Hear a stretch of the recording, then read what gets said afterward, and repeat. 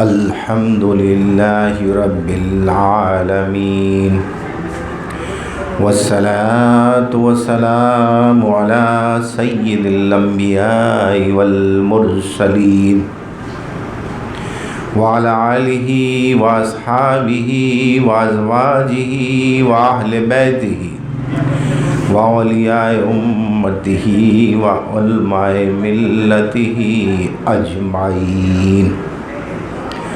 اما بعد فاعوذ باللہ من الشیطان الرجیم.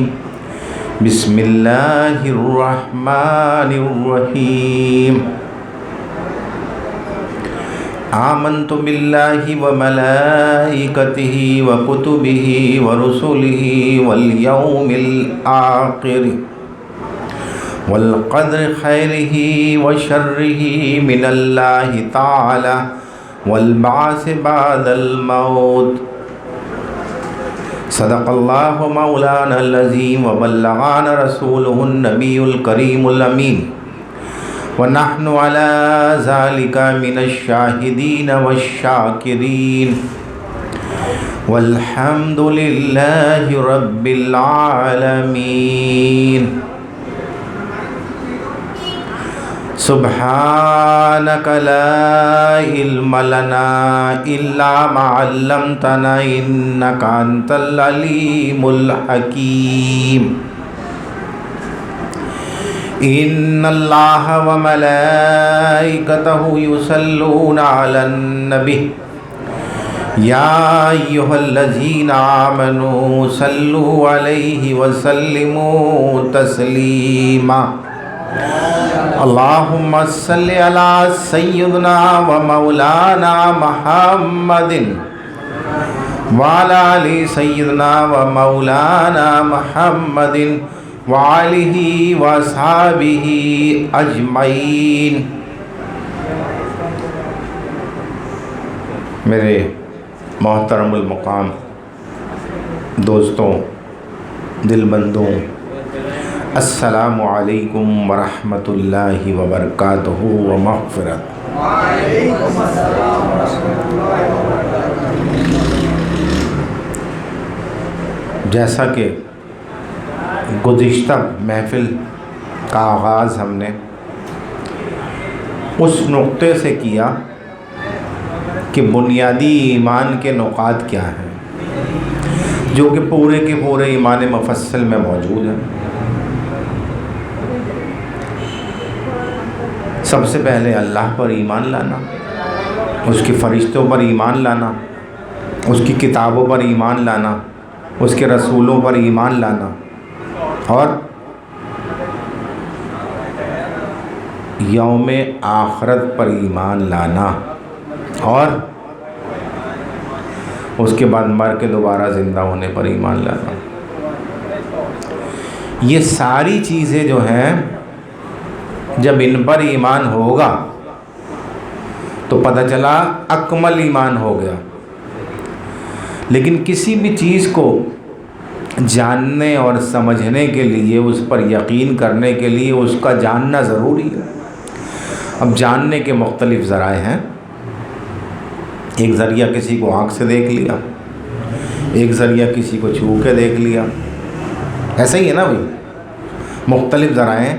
جیسے 5 انسان کی حص ہیں: قوت لامسہ، قوت باصرہ، قوت ذائقہ، قوت شامہ اور قوت سامیہ. بتا دیا کرو بھائی. یہ 5 حواس خمسہ کہلاتے ہیں. ان کے ذریعے کسی چیز کا احساس کیا جا سکتا ہے تو پھر ہمیں پتہ چل جائے گا اور پھر ہمارا یقین ہو جائے گا. اب یقین کی بھی 3 قسمیں. ایک ہے عین الیقین، اور دوسرا ہے حق الیقین. تیسرا کون سا؟ بتا دو یار، مجھے یاد نہیں آ رہا. عین الیقین، حق الیقین، اور ایک اور بھی ہے یار، علم الیقین، شاباش، یاد ہے تمہیں؟ علم الیقین، عین الیقین، حق الیقین۔ ایک کسی چیز کے متعلق کسی نے بات بتائی، جیسے اللہ کے متعلق سرکار دو عالم صلی اللہ علیہ وسلم نے بتایا، تو ہمارے علم الیقین ہو گیا ہمیں، ٹھیک ہے؟ پھر اللہ کو تو نہیں دیکھ سکتا کوئی بھی، سرکار کو تو سب نے دیکھا ہے، تو کسی نے بتایا کہ ایک پیغمبر عرب میں ایسا آیا ہے، علم ہو گیا سب کو۔ پھر کسی نے لمبا چوڑا سفر کر کے طے کیا اور جا کے سرکار کو اپنی آنکھوں سے دیکھ لیا، تو یہ عین الیقین ہو گیا۔ اب عین الیقین کے بعد بغور مشاہدہ کرنے کے بعد کہا بالکل جیسا بتایا تھا ویسے ہی دیکھا اور ویسے ہی پایا، تو یہ حق الیقین ہو گیا، تو یہ حق الیقین ہو گیا کہ ویسے ہی پایا۔ تو جب اللہ پر ایمان لانا ہے، تو اب اللہ پر ایمان لانا کیا ہے؟ ایمان کی روشنی کیسے بڑھے گی؟ تو اللہ پر ایمان لانا یہی ہے کہ اس کو ذات اور صفات کے اعتبار سے معلوم کیا جائے۔ گزشتہ محفل میں قرآنی آیات کی روشنی میں نے آپ کو تفصیلاً اللہ کے متعلق کہ ہمارا ایمان ان چیزوں پر ہونا چاہیے۔ بند کر دو بھائی، تو پھر ہم سمجھ جائیں گے۔ اسی سلسلے کو آگے بڑھاتا ہوں اور انشاءاللہ کوشش کروں گا کہ آج کی محفل میں فرشتوں پر ایمان بھی سمجھ میں آ جائے۔ جب آدمی کسی چیز کو اچھے طریقے سے جانتا ہوگا تو پھر ایمان بھی ویسا ہی لائے گا، اور آخر میں اس کے ثمرات بھی بتاتا چلوں گا کہ اس عقیدے کا ثمرہ کیا ہے۔ آج جو لوگ بہرہ روی کا شکار ہیں وہ جانتے ہی نہیں ہیں، سمجھتے ہی نہیں ہیں، اس وجہ سے یہ حال ہوا۔ اچھا جی،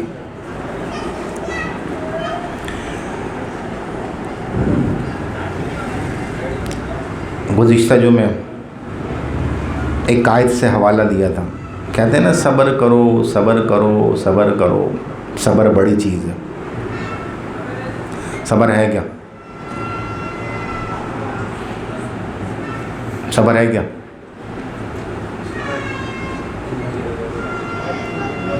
بھلا یار کسی نے کسی کا مال دبا لیا، کہنا میں نے صبر کیا، ہے نا؟ کسی نے کسی کو مغلظات بک دی، کہا میں نے صبر کیا۔ پڑوسی نے پڑوسی کے دروازے کچرا ڈال دیا، اپنا دروازہ صاف کر، میں نے صبر کیا۔ اور یہ صبر کرتے کرتے میں نے صبر کیا، ایک دن کھڑے ہو گئے، لڑائی ہو رہی ہے، پتہ تھا سارا، بولے بس اب برداشت ختم ہو گئی، اب برداشت ختم ہو گئی، بہت صبر کر لیا، تو پتہ چلا صبر تو جانتے ہی نہیں ہیں، صرف نام سے صبر کر رہے ہیں۔ غصہ آ گیا، صبر سے باہر نکل گئے، تو صبر تو کیا ہی نہیں۔ صبر، جب صبر کرے گا آدمی تو ہی شکر کرے گا، جب تک صبر کرنا نہیں جانے گا تو شکر کرنا بھی نہیں جانے گا۔ جب صبر کرنا جان لیا آدمی نے کہ صبر کس کو کہتے ہیں، پھر ہر حال میں راضی ہو جائے گا اور کہے گا رب تیرا شکر ہے، یہ کیا میں نے اس پر صبر کیا، اس پر صبر کیا، فلانے پر صبر کیا، اور اب کھڑے ہو گئے تو شکر کہاں کیا بھائی؟ کس بات کا صبر کیا تم نے؟ صبر تو ہر حال میں راضی رہنے کا نام ہے۔ جب ہر حال میں راضی رہو گے تو واللہ یحب المحسنین، اللہ صبر کرنے والوں سے محبت کرتا ہے۔ یہ آیت ہے سورہ آل عمران کی آیت نمبر 146۔ تو بندوں سے محبت کرنا کس کی صفت ہے؟ اللہ کی صفت ہے، ایسا ہی ہے نا؟ تو یہ اللہ پر ایمان لانا سمجھا رہا ہوں، تو بندے کو اس کے بدلے میں کیا کرنا چاہیے؟ وہ کام کرنے چاہیے کہ اللہ اس سے محبت کرے، وہ کام کرنے چاہیے بندوں کے کہ اللہ سے اس سے محبت کرے اللہ، تو پھر کام بن گیا کہ صبر بھی کیا اور شکر بھی کیا۔ انہیں تفصیل تو یہ پھر موضوع الگ نکل جائے گا، وَأَقْسِطُوا إِنَّ اللَّهَ يُحِبُّ الْمُقْسِطِينَ، سورہ حجرات کی آیت نمبر 9۔ اب ایک اور بات، آج کل اس چیز کا فقدان ہے، آج کل اس چیز کا بہت فقدان ہے، اور انصاف سے کام لو، اور انصاف ہی نہیں ہے۔ کسی بھی جگہ چلے جائیں آپ، کسی شعبے میں چلے جائیں، چاہے وہ تعلیم کا ہو، چاہے زندگی کی کسی شعبے، چاہے اپنے گھر کا معاملہ ہو، انسان انصاف سے کام، اپنی ذات کا معاملہ ہو چاہے انصاف سے کام نہیں لے رہا، چاہے مملکت کا معاملہ ہو، چاہے یوسی کا معاملہ ہو، چھوٹا کر کے بتا دوں نا، چاہے صوبے کا معاملہ ہو، چاہے شہروں کا معاملہ ہو، انصاف سے کام نہیں لے رہا۔ اور اللہ کہہ رہا ہے اور انصاف سے کام لو، بے شک اللہ انصاف کرنے والوں سے محبت کرتا ہے، اللہ انصاف کرنے والوں سے محبت کرتا ہے، تو انصاف سے کام لو۔ تو اب ہمیں سوچنا چاہیے، کیا ہم اور ہمارے ساتھی انصاف سے کام لے رہے ہیں؟ کیا ہم اپنے معاملات میں، تو جب ہم انصاف سے کام لیں گے تو محبت کرنے سے مراد یہ ہوتی ہے کہ پھر تمہارا کوئی بال بھی بیکا نہیں کر سکتا، یہ بات یاد رکھو۔ اور اللہ جس سے محبت کرے اس کا تو معاملہ ہی الگ ہے۔ پھر کیا فرمایا؟ یہ ہمارا ایمان ہونا چاہیے، ایمان کا حصہ ہے، اسی لیے سمجھا رہا ہوں۔ وَأَحْسِنُوا إِنَّ اللَّهَ يُحِبُّ الْمُحْسِنِينَ، اور نیکی کرو۔ اب نیکی میں ساری اچھائیاں آ گئی، لیکن آج تو ہم باز ہی نہیں آتے، دھڑا دھڑ جھوٹ بولتے ہیں، دھڑلے سے جھوٹ بولتے ہیں، اور سمجھتے ہیں کہ سامنے والا جو ہے اس کو ہم جیسے چاہیں گے چرا لیں گے، حالانکہ لوگ سن رہے ہوتے ہیں اور سمجھ رہے ہوتے ہیں، لیکن صبر کر رہے ہوتے ہیں۔ حقیقت بتا رہا ہوں، تو جھوٹ کو اپنی زندگی سے نکال دو، زندگی آسان ہو جائے گی، ملے گا وہی جو رب نے لکھ دیا تمہاری قسمت میں، یہ بات یاد رکھو۔ لیکن جھوٹ بول کر اپنے آپ کو پریشان نہ کرو اور اللہ سے دوری نہ اختیار کرو، کیونکہ اللہ رب العزت تو فرماتا ہے قرآن پاک میں، لعنت اللہ علی الکاذبین، جھوٹوں پر اللہ کی لعنت۔ لیکن آج ہم نے اس جھوٹ کو آرٹ کا نام دے دیا ہے۔ دیکھا میں نے اپنا فن دکھایا، کس چیز کا فن دکھایا بھائی؟ اور نیکی کرو، بے شک اللہ نیکی کرنے والوں سے محبت کرتا ہے۔ اور ہمارا ایمان اس بات پر بھی ہے، آمنت باللہ کی بات ہو رہی ہے ابھی، صرف اسی کے زمن میں اتنی آیتیں پیش کر چکا ہوں، میرے خیال کتنی 20-25 تو پیش کر دی ہوں گی قرآن کی آیت۔ اللہ تعالیٰ نے جو اعمال اور اقوال مشروع قرار دی، مشروع سے کیا مراد ہے؟ شرط ہے، شرط ہے مسلمان ہونے کے لیے، ایمان لانے کے لیے، ایمان والا ہونے کے لیے، کہ وہ اسے اللہ پسند کرے۔ ایسی شرائط ہے کہ اگر یہ کرو گے تو میں تمہیں پسند کروں گا، تو مشروع قرار دیے ہیں، وہ اس سے پسندیدہ ہیں، اللہ کو پسندیدہ ہیں، اور جن سے منایات جو کہلاتے ہیں، جن سے منع فرما دیا، وہ اللہ کو ناپسند ہے۔ اب بتاؤ اپنی زندگی میں کون سے کام کرنا چاہتے ہو، اللہ کو جو پسند ہے یا ناپسند ہے؟ یہاں پر کوئی شخص ایسا نہیں ہوگا جو زبان سے یہ کہے کہ ہم نہیں چاہتے اللہ ہم سے محبت نہ کرے۔ ہے کوئی شخص ایسا؟ ہر شخص یہ چاہے گا کہ اللہ ہم سے محبت کرے، سب۔ اور پھر جب آپ بلکہ نعرہ بھی لگائے گا، غلامی رسول میں موت بھی قبول ہے نا؟ ایسے ہی لگائے گا نا، سب کچھ ایسے ہی کرے گا، لیکن جب عمل کی باری آئے گی تو کوڑا کاغذ، ایک عمل کر کے نہیں دکھائے گا۔ جب کسی سے کلام کرے گا تو ایسی فصیح اللسانی سے بات کرے گا جیسے اس سے بڑا عالم کوئی نہیں ہے، اس سے بڑا معاملات کا جاننے والا کوئی نہیں ہے، اور جب بات کرے گا تو انتہائی جھوٹا، بات بات پر جھوٹ بولے گا، بات بات پر جھوٹ بولے گا، اور جھوٹ کی عمارتیں تعمیر کرتا چلا جائے گا۔ یاد رکھو جھوٹے پر اللہ کی لعنت ہے، اور جس پر لعنت ہو جائے تو مال و دولت تو مل جائے گا، لیکن وہ اللہ کا قرب حاصل نہیں کر سکتا۔ لعنتی کو کوئی اپنے قریب لاتا ہے؟ مولن ملعون جو ہو گیا اس کو کوئی قریب لاتا ہے؟ انسان غصے میں کہتا نا تم پر لعنت ہو، تو پھر کیا اس سے ملنا پسند کرتا ہے؟ تو یہاں تو لوگ جھوٹ کے پہاڑ، عمارتیں کھڑی، بلڈنگیں کھڑی کیے جا رہے ہیں جھوٹ کی، جھوٹ پہ جھوٹ، جھوٹ پہ جھوٹ۔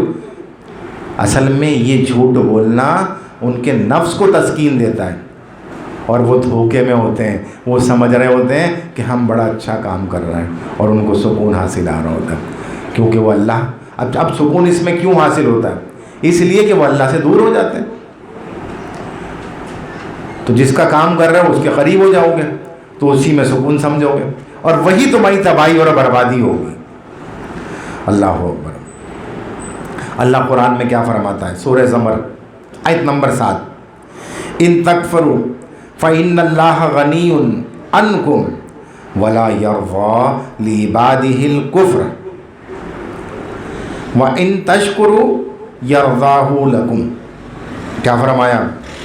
اگر تم ناشکری کرو گے، اللہ تم سے بے پرواہ ہے، تو تمہارے کوئی مقصد، اللہ کے لیے کوئی مسئلہ تھوڑی ہے، تو اللہ تم سے بے پرواہ ہے اگر تم ناشکری کرو گے۔ وہ اپنے بندوں کے لیے ناشکری پسند نہیں کرتا، تو وہ کام تم کیوں پسند کرتے ہو جو اللہ تمہارے لیے پسند نہیں کرتا؟ اللہ وَلَا إِن شَكَرْتُمْ لَأَزِيدَنَّكُمْ، اور تم میرا شکر ادا کرو میں تمہیں مزید عطا کروں گا۔ لیکن افسوس، اصل مسئلہ افسوس کا یہ کہ بتانے والوں کا بھی مسئلہ ہے کہ وہ جو محفلیں گرم کی جاتی ہیں اس میں قصے، کہانی، واقعات سنائے جاتے ہیں، کہاں سے کون سے مدار پہ، وہاں سے کون سے مدار پہ، اس طرح سے باتیں پہنچ رہی ہیں۔ ارے بھائی حقیقت دین تو بتاؤ کہ دین ہے کیا؟ قرآن ہماری ہدایت کے لیے آیا تو قرآن کہہ کیا رہا ہے؟ تو اس میں آدمی خوش ہو جاتا ہے، جھومنے لگتا ہے، اور جو جھومنا پیروں کی طرف سے اٹھے سمجھ جاؤ وہ فتنہ شیطان ہے، وہ نفس کو خوش کر رہا ہے۔ وہ پھر لگتا نہیں ہے کہ مذہبی محفل ہے جو حقیقی نگاہ سے دیکھے، وہ لگتا ہے کہ بھائی کوئی کانسرٹ ہو رہا ہے بس، یعنی کہ دو باتیں ہو گئی ہیں نا آج کل، ایک آواز ایک لباس، اس کے پیچھے دوڑے چلے جا رہے ہیں۔ بولے ہم تو آواز سننے جا رہے ہیں، اوہ یار کیا ڈریسنگ تھی۔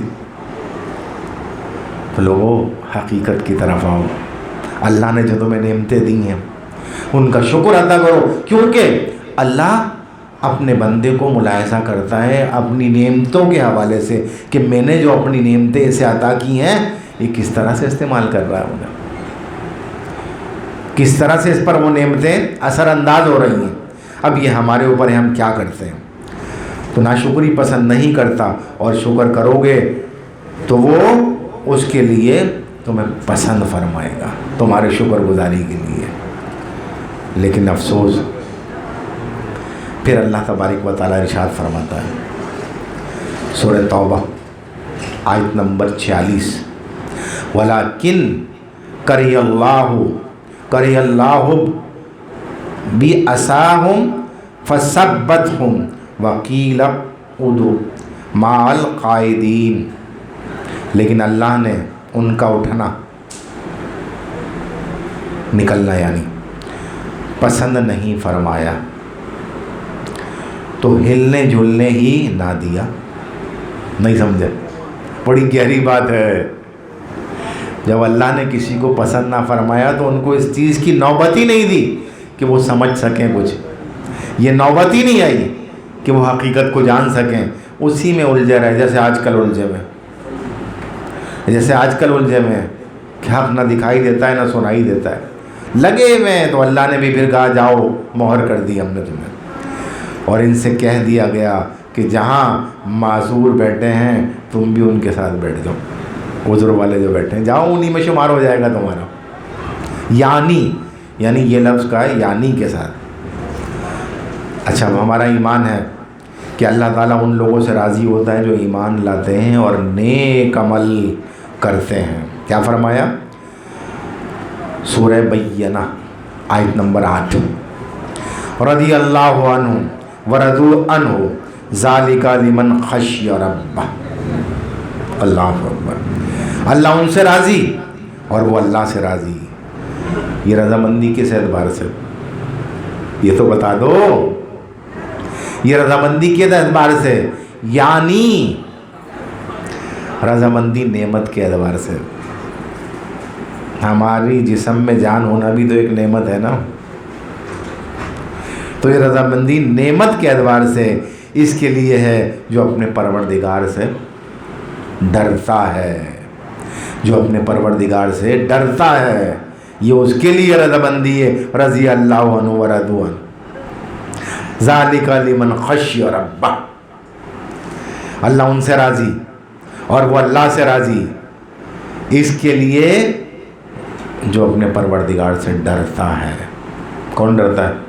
سب کہیں گے ہم ڈرتے ہیں، لیکن ڈرنے والا کام تو نظر نہیں آ رہا، پوری امت میں نظر نہیں آ رہا اس وقت۔ اکثریت کی بات ہوتی ہے جب پوری سب لگے میں اپنے دھندوں سے، اور پاتے وہی ہیں جو نیت رکھی ہوتی ہے۔ پھر ہمارا ایمان ہے کہ کفر وغیرہ جو لوگ غضب کے مستحق ہیں، اللہ تعالیٰ ان پر غضب اور ناراض ہوتا ہے۔ لوگ واسطے کہہ دیتے ہیں نا، سنا ہے، ابے یار تو اللہ تو بڑا غفور الرحیم ہے، کرنے دو کفر، کیا مسئلہ ہے، غلط کام کر رہے ہیں کرنے دو۔